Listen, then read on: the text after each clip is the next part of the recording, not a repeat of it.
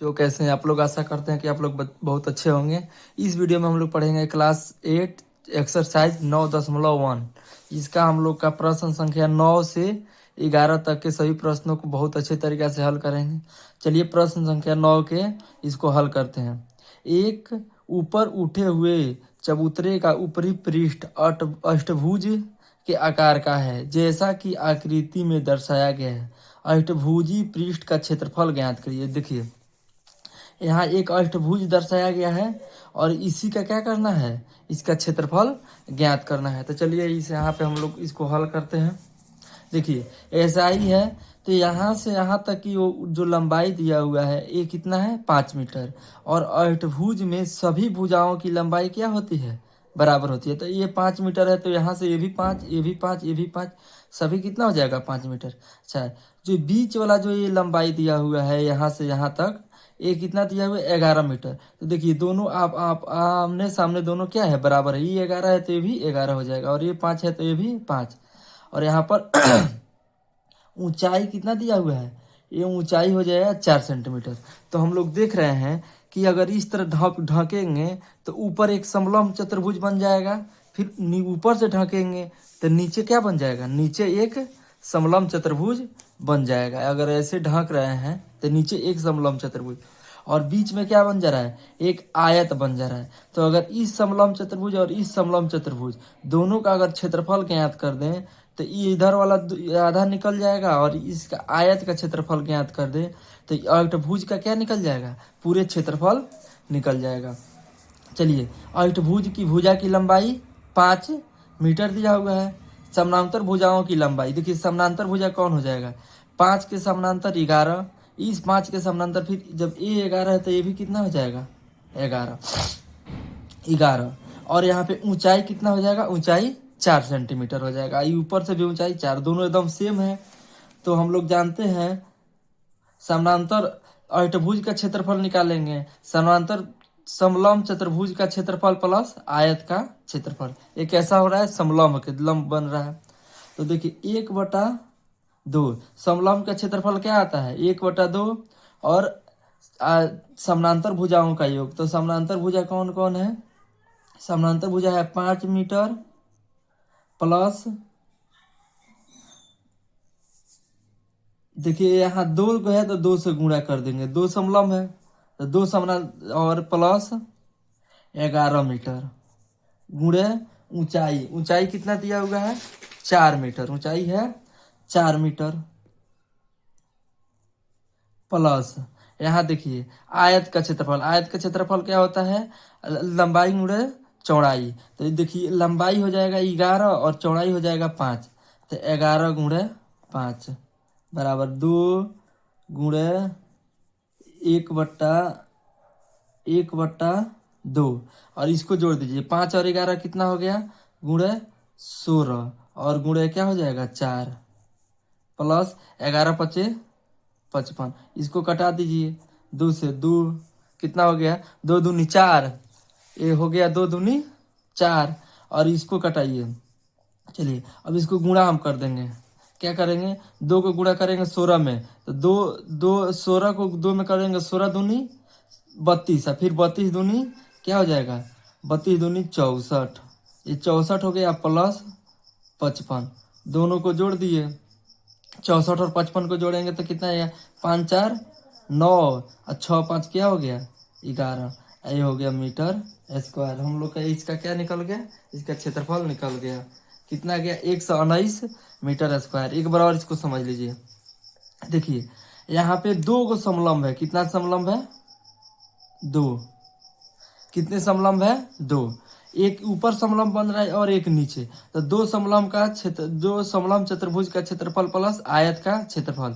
तो यहाँ 2 गुणे समलंब चतुर्भुज का जो फॉर्मूला होता है 1/2 समानांतर भुजाओं का योग। तो समानांतर भुजा हम लोग का कौन कौन है, यहाँ 5 है और 11 है, फिर 5 है 11 है, तो 5 + 11 प्लस आयत का क्षेत्रफल लंबाई गुणे चौड़ाई। तो 11 गुणे क्या हो गया, 5। इसको हल कर दिए, 2 है तो 2, 1/2, 5 और 11 कितना हो गया, 16 गुणे 4, 2 से इसको कटा दिए और इसको आपस में गुणा कर दिए, 16 दूनी 32, 32 दूनी 64, तो 64 लिख दिया है, 55 है तो 55, दोनों को जोड़ दिया गया।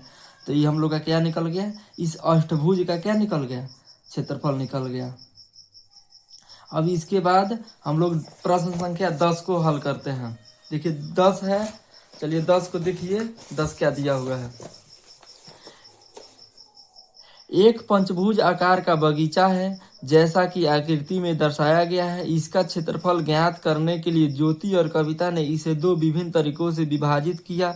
दोनों तरीकों का उपयोग करते हुए इस बगीचे का क्षेत्रफल ज्ञात कीजिए। क्या आप इसका क्षेत्रफल ज्ञात करने के लिए कोई और विधि बता सकते हैं? यानी कि इसका क्षेत्रफल ज्ञात करना है दो विधि से। देखिए ऐसा ही एक बगीचा है, तो यहाँ ये हो जाएगा समलंब आकार का बगीचा हो जाएगा, यहाँ लंब है, यहाँ से यहाँ तक की दूरी कितना दिया हुआ है 30, और ये बीच वाला दिया हुआ है 15, तो ऊपर भी ये भी कितना हो जाएगा 15। तो चलिए इसको हम लोग हल करते हैं। सबसे पहले ज्योति के आलेख से यहाँ से यहाँ तक की पूरी दूरी दिया हुआ है 30 मीटर, तो यहाँ से यहाँ तक हो जाएगा 15 मीटर, और ये ऊपर वाला कितना हो जाएगा 15। और देखिए यहाँ से दो भाग में कविता बांट दी है ज्योति एक इधर बांट दी है और एक इधर। तो देखिए यहाँ पे दो समलंब चतुर्भुज बन जा रहा है, एक बनेगा ABC और P, एक इधर से समलंब चतुर्भुज बन जाएगा और एक इधर से बन जाएगा APDE, एक ये समलंब। तो हम लोग दोनों समलंब का क्षेत्रफल ज्ञात कर देंगे, तो इसका क्षेत्रफल निकल जाएगा। चलिए इसको और समझते हैं। समलंब चतुर्भुज ABCP यानी ABCP में, इसमें जो BC कितना हो जाएगा, यहाँ से यहाँ तक की दूरी 15, AP हो जाएगा यहाँ से यहाँ तक की दूरी 30, और यही हम लोग का समानांतर भुजा भी हो जाएगा। क्या हो जाएगा, समानांतर भुजा। देखिए और इसमें चतुर्भुज में ऊंचाई हम लोग का होगा CP, यहाँ से यहाँ तक की CP होगी, ठीक है। अच्छा देखिए यहाँ पर दिया हुआ है CD बराबर CP प्लस PD, इसको आगे जरूरत पड़ेगा। अब दूसरा है समलंब APDE में, APDE में AP हो जाएगा हम लोग का, जब यहाँ से यहाँ तक 30 है तो ये भी कितना हो जाएगा 30, कितना हो जाएगा ये 30 मीटर, तो 30 मीटर दे दिए हैं। और ED कितना हो जाएगा 15 मीटर, और ऊंचाई हो जाएगा PD। चलिए अब इसका हम लोग क्षेत्रफल ज्ञात करते हैं। इसका क्षेत्रफल हम लोग इसको कैसे ज्ञात करेंगे, लिखेंगे पंचभुज का क्षेत्रफल बराबर, देखिए पंचभुज का क्षेत्रफल बराबर क्या हो जाएगा, समलंब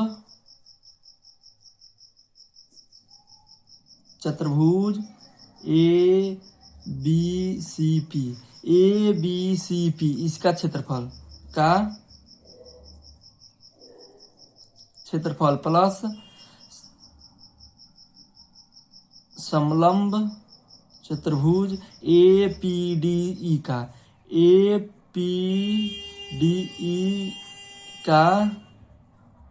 क्षेत्रफल। देखिए अब समलंब चतुर्भुज का हम लोग क्षेत्रफल क्या जानते हैं, 1/2 समानांतर भुजाओं की योग, तो 1/2, और इसमें समानांतर भुजा कौन हो जाएगा, BC हो जाएगा और AP हो जाएगा, तो BC प्लस AP, और गुणे क्या हो जाएगा ऊंचाई, प्लस इसमें देखिए समलंब चतुर्भुज APDE का क्षेत्रफल, तो ये हो जाएगा 1/2, ठीक है। और इसमें समानांतर भुजा के ED हो जाएगा और AP हो जाएगा, ये हो गया ED प्लस AP। और ऊंचाई क्या हो जाएगा,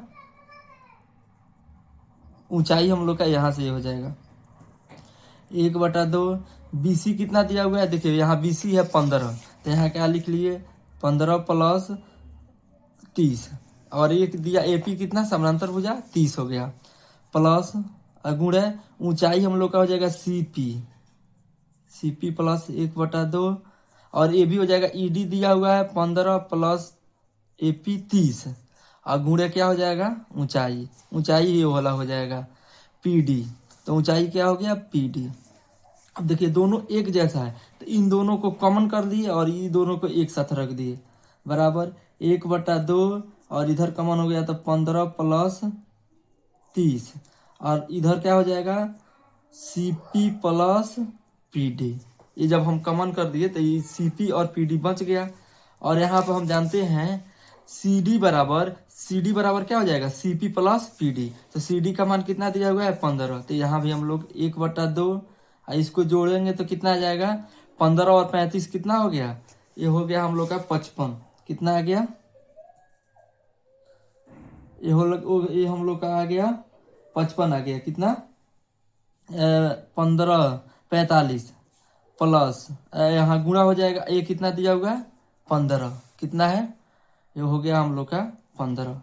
अब इसको हम लोग गुणा कर देते हैं और कितना ये हो, दोनों को गुणा करेंगे 45 और 15 में गुणा करेंगे तो कितना आ जाएगा 675/2।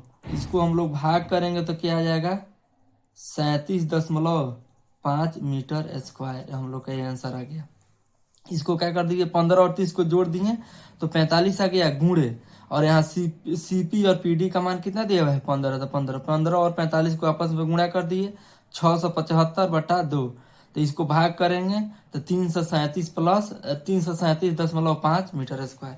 तो ये हम लोग का कविता ज्योति के आलेख से हो गया। अब चलिए कविता के आलेख से हम लोग इसको हल करते हैं। देखिए कविता के आलेख से कविता इसी को किसमें बांट दी है, एक ऊपर त्रिभुज बना दी है और नीचे क्या बना दी है वर्ग बना दी है। और यहाँ से यहाँ तक की दूरी कितना दिया हुआ है 30। तो देखिए यहाँ से यहाँ तक तो ये हम लोग का एक वर्ग हो गया और ये क्या हो गया त्रिभुज।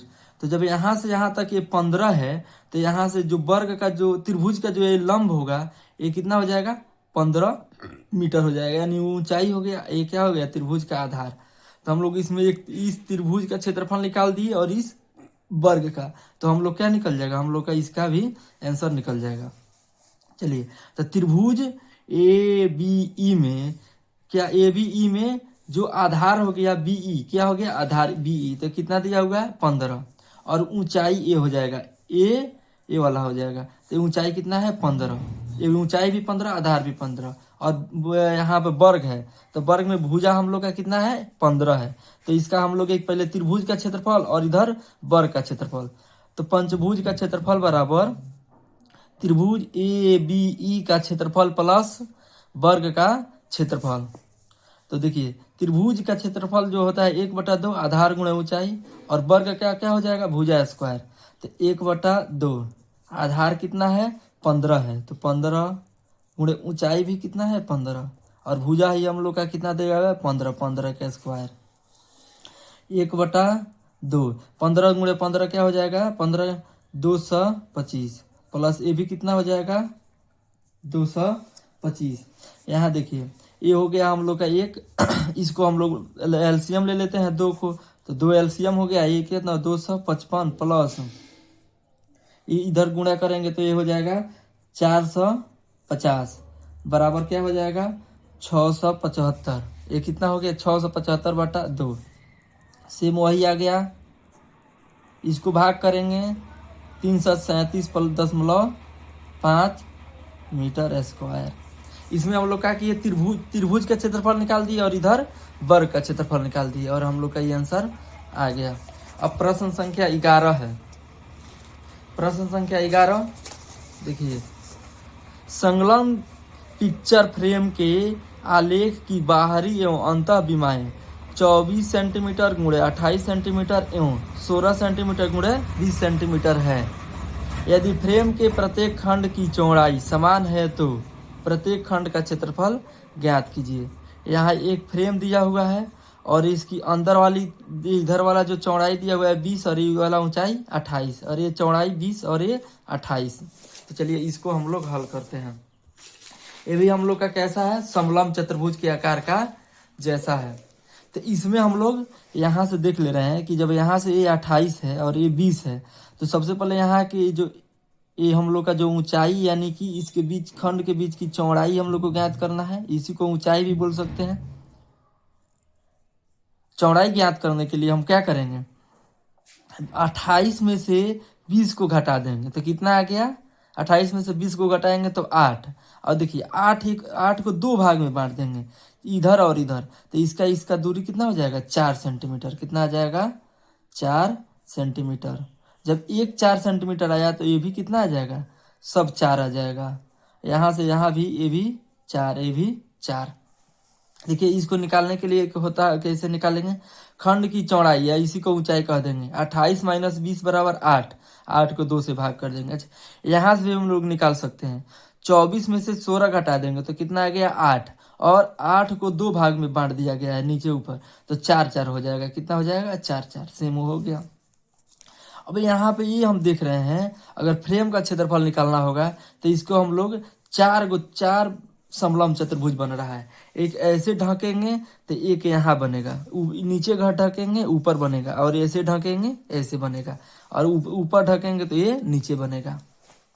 देखिए इसका हम लोग नाम दे दे रहे हैं 1 2 3 और ये 4 हो गया। तो अगर हम 1 का क्षेत्रफल निकालेंगे तो ये 3 के बराबर होगा, और 2 का निकालेंगे तो ये किसके बराबर होगा, 4 के बराबर होगा। तो चलिए पहले हम लोग पिक्चर फ्रेम के समलंब 1 का क्षेत्रफल बराबर क्या, 1/2 समलंब चतुर्भुज हुआ है तो समानांतर भुजाओं का योग गुणे ऊंचाई। तो इसमें समानांतर भुजा कौन होगा, देखिए यहाँ से यहाँ तक ये भी 28 हो जाएगा, ये भी कितना हो जाएगा 20। तो यही क्या हो जाएगा 20, 28 के समानांतर क्या हो जाएगा 20, तो क्या हो गया 28 प्लस 20, ये समानांतर हो गया। और ये भी जो ये क्या हो जाएगा, ये यहाँ से यहाँ तक जो है ये हो जाएगा हम लोग का ऊंचाई। तो ऊंचाई कितना आ गया 4, तो गुणे 4 सेंटीमीटर। 2 से कटा दिए, 2 दूनी 4, 28 और 20 को जोड़ेंगे तो क्या आ जाएगा 48 गुणे 2, कितना आ गया, 48 दूनी 96 सेंटीमीटर स्क्वायर। ये हम लोग का पिक्चर 1 का निकल गया। अच्छा यहाँ पर देख रहे हैं सेम एक ही के जैसा पिक्चर 3 भी है, तो लिख देंगे ऐसे ही समान दूसरे समलंब